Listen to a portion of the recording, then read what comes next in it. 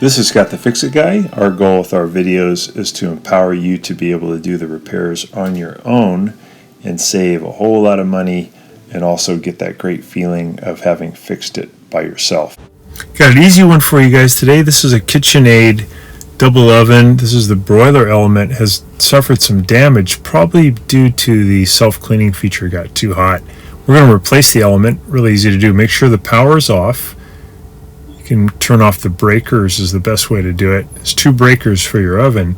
We're going to take out these 2 Phillips head screws on the back firewall. They're the ones that are holding the back of the element in position. Take those out, and then there's 2 more that we're going to take out that are holding the element up against the top. Really easy to pop these out. Once you take this one out, on the next one you want to support the element because otherwise it's going to fall. So you want to put a little pressure on it, zip that one out, and then you want to gently pull the element towards you. Just wiggle really easy here because you don't want the wires to come off of the spade connectors in the back. You don't want these these wires to pop off and then go back into the firewall. So make sure that they stay out. You could even grab them with a pair of vice grips so they don't fall back into the firewall, because then you can't get them back out. So pull it off and then just make sure they're going to stay there. You could tape them there too. And there's 2 more on this part of the element we're going to pull off, just like on the other side.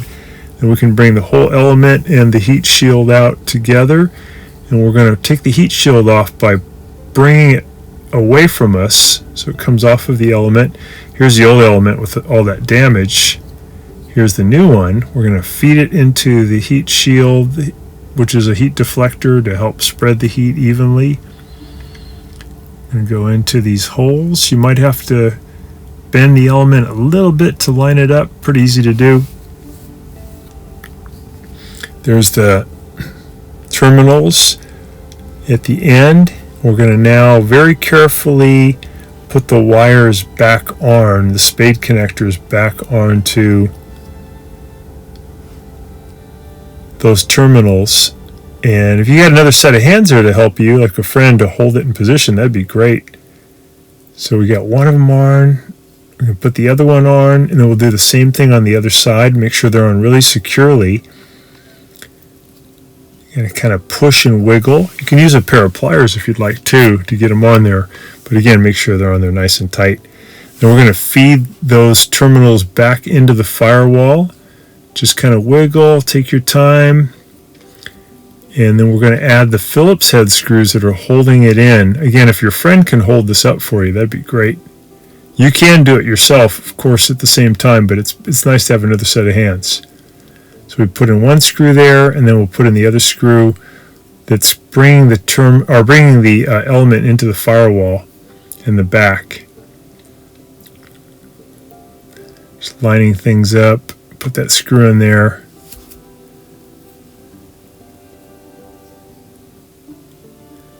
Sorry about the camera angle. These are point of view goggles, and sometimes what I'm seeing the camera doesn't see, so sorry about the angle. So we're zipping in that one, and then we're going to put the 2 Phillips head screws in the top here too. These are a little bit harder to line up. Just take your time. I'm lining up the heat shield and the element and the hole in the upper panel, and then I'll go ahead and put my screw in position, and I'll put it there and just zip it in.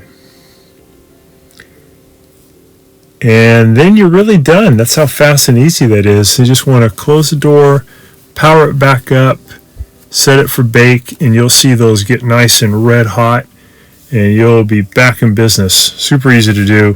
We'll try and get a link for you in the description below too. Thanks so much for watching our video. We really appreciate your support. And when you get a chance, please press the subscribe button below so you can be subscribed, and also the notification bell so we can send you more videos about appliance repair. Please also give us a thumbs up if you enjoyed the video. If you really liked the video and it really helped you, please press this new applaud button, and you can show your support and also get a nice clapping hands for your video. Thanks again.